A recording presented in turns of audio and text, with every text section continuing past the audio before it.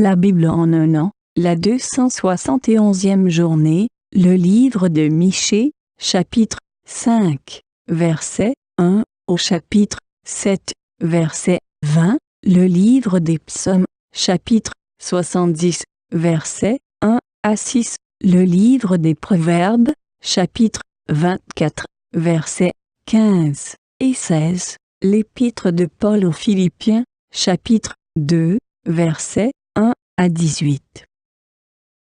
Michée, chapitre 5. Et toi, Bethléem Ephrata, petite entre les milliers de Juda, de toi sortira pour moi celui qui dominera sur Israël, et dont l'origine remonte aux temps anciens, au jour de l'éternité. C'est pourquoi il les livrera jusqu'au temps où enfantera celle qui doit enfanter, et le reste de ses frères reviendra auprès des enfants d'Israël. Il se présentera, et il gouvernera avec la force de l'Éternel, avec la majesté du nom de l'Éternel, son Dieu. Et ils auront une demeure assurée, car il sera glorifié jusqu'aux extrémités de la terre. C'est lui qui ramènera la paix. Lorsque l'Assyrien viendra dans notre pays et qu'il pénétrera dans nos palais, nous ferons lever contre lui 7 pasteurs et 8 princes du peuple. Ils feront avec l'épée leur pâture du pays d'Assyrie et du pays de Nimrod au-dedans de ses portes. Il nous délivrera ainsi de l'Assyrien lorsqu'il viendra dans notre pays et qu'il pénétrera sur notre territoire. Le reste de Jacob sera au milieu des peuples nombreux comme une rosée qui vient de l'Éternel, comme des gouttes d'eau sur l'herbe. Elles ne comptent pas sur l'homme, elles ne dépendent pas des enfants des hommes. Le reste de Jacob sera parmi les nations, au milieu des peuples nombreux, comme un lion parmi les bêtes de la forêt, comme un lionceau parmi les troupeaux de brebis. Lorsqu'il passe, il foule et déchire, et personne ne délivre. Que ta main se lève sur tes adversaires, et que tous tes ennemis soient exterminés. En ce jour-là, dit l'Éternel, j'exterminerai du milieu de toi tes chevaux, et je détruirai tes chars. J'exterminerai les villes de ton pays, et je renverserai toutes tes forteresses. J'exterminerai de ta main les enchantements, et tu n'auras plus de magiciens. J'exterminerai du milieu de toi tes idoles et tes statues, et tu ne te prosterneras plus devant l'ouvrage de tes mains. J'exterminerai du milieu de toi tes idoles d'Astarté, et je détruirai tes villes. J'exercerai ma vengeance avec colère, avec fureur, sur les nations qui n'ont pas écouté. Michée, chapitre 6. Écoutez donc ce que dit l'Éternel. Lève-toi, plaide devant les montagnes, et que les collines entendent ta voix. Écoutez, montagnes, le procès de l'Éternel, et vous, solides fondements de la terre.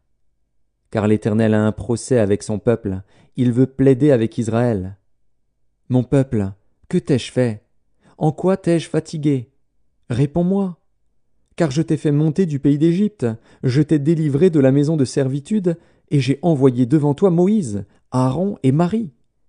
Mon peuple, rappelle-toi ce que projetait Balak, roi de Moab, et ce que lui répondit Balaam, fils de Béor, de Sittim à Gilgal, afin que tu reconnaisses les bienfaits de l'Éternel.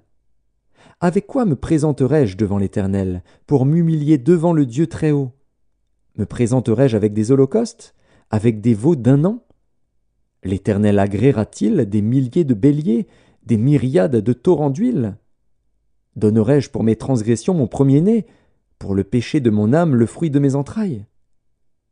On t'a fait connaître, ô homme, ce qui est bien.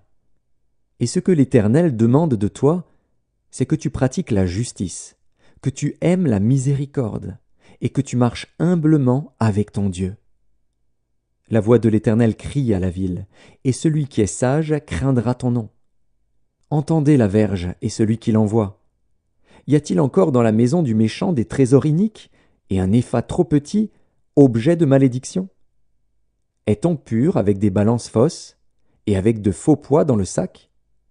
Ces riches sont pleins de violence, ces habitants profèrent le mensonge, et leur langue n'est que tromperie dans leur bouche. C'est pourquoi je te frapperai par la souffrance, je te ravagerai à cause de tes péchés.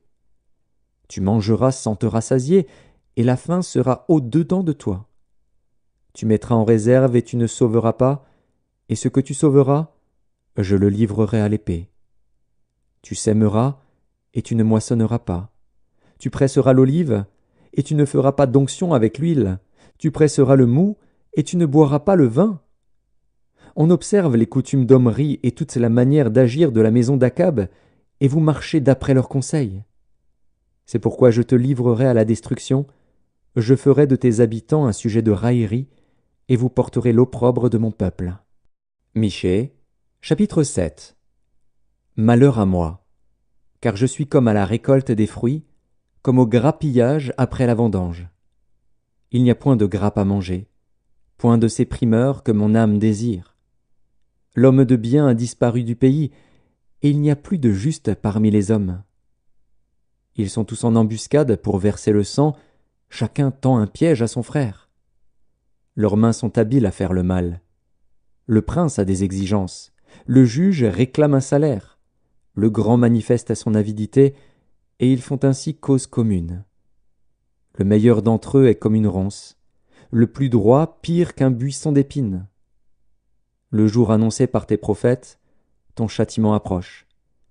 C'est alors qu'ils seront dans la confusion. Ne crois pas à un ami, ne te fie pas à un intime. Devant celle qui repose sur ton sein, garde les portes de ta bouche.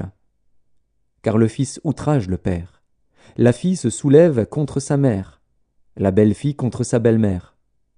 Chacun a pour ennemi les gens de sa maison.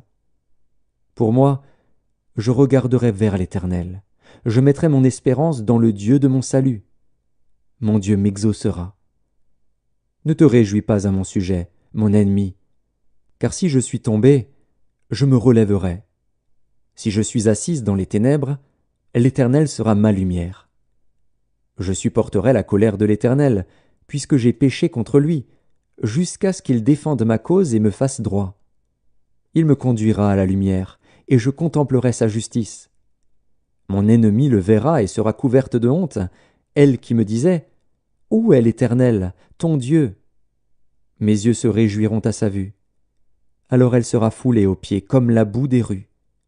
Le jour où l'on rebâtira tes murs, ce jour-là tes limites seront reculées. En ce jour, on viendra vers toi de l'Assyrie et des villes d'Égypte, de l'Égypte jusqu'au fleuve, d'une mer à l'autre et d'une montagne à l'autre. Le pays sera dévasté à cause de ses habitants, à cause du fruit de leurs œuvres. Paie ton peuple avec ta houlette, le troupeau de ton héritage, qui habite solitaire dans la forêt au milieu du Carmel. Qu'il paisse sur le Basan et en Galaad, comme au jour d'autrefois. Comme au jour où tu sortis du pays d'Égypte, je te ferai voir des prodiges. Les nations le verront et seront confuses, avec toute leur puissance. Elles mettront la main sur la bouche, leurs oreilles seront assourdies. Elles lécheront la poussière, comme le serpent, comme les reptiles de la terre. Elles seront saisies de frayeur hors de leur forteresse. Elles trembleront devant l'Éternel, notre Dieu. Elles te craindront. Quel Dieu est semblable à toi, qui pardonne l'iniquité, qui oublie les péchés du reste de ton héritage? Il ne garde pas sa colère à toujours, car il prend plaisir à la miséricorde. Il aura encore compassion de nous, il mettra sous ses pieds nos iniquités. Tu jetteras au fond de la mer tous leurs péchés. Tu témoigneras de la fidélité à Jacob, de la bonté à Abraham, comme tu l'as juré à nos pères au jour d'autrefois. Psaume 70, au chef des chantres, de David, pour souvenir.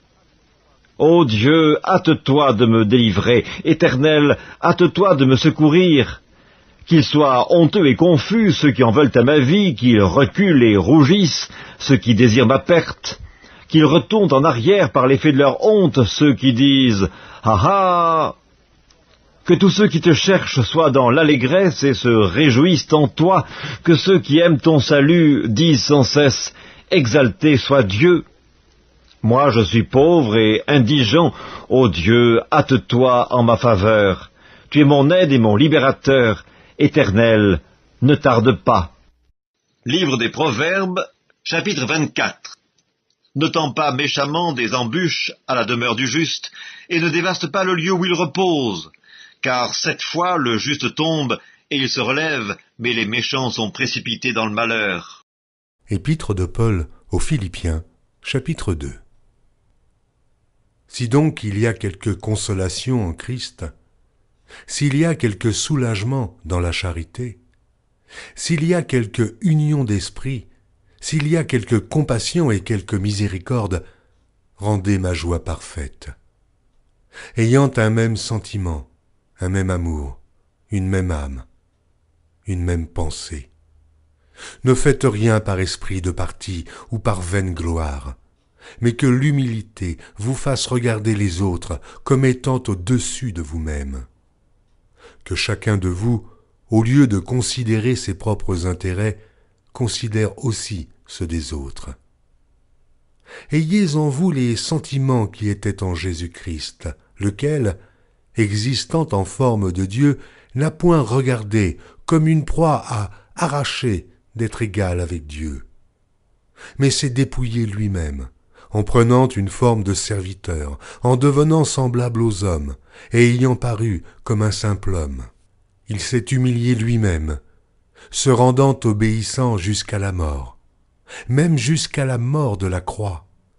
C'est pourquoi aussi Dieu l'a souverainement élevé, et lui a donné le nom qui est au-dessus de tout nom, afin qu'au nom de Jésus, tout genou fléchisse dans les cieux, sur la terre et sous la terre, et que toute langue confesse que Jésus-Christ est Seigneur, à la gloire de Dieu le Père.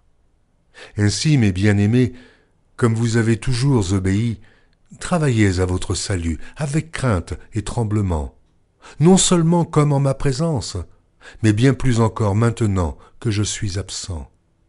Car c'est Dieu qui produit en vous le vouloir et le faire, selon son bon plaisir. Faites toutes choses, sans murmure ni hésitation, afin que vous soyez irréprochables et purs, des enfants de Dieu irrépréhensibles au milieu d'une génération perverse et corrompue, parmi laquelle vous brillez comme des flambeaux dans le monde, portant la parole de vie, et je pourrai me glorifier au jour de Christ de n'avoir pas couru en vain, ni travaillé en vain.